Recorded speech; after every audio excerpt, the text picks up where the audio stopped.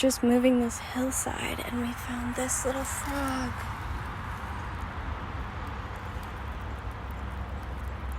It looks so cute. I want to touch it. Can I?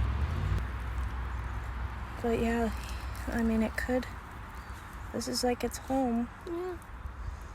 That's cute. So cool. Never done that before. Well, don't dig too close to it, buddy. There might be another one. Yeah. Okay.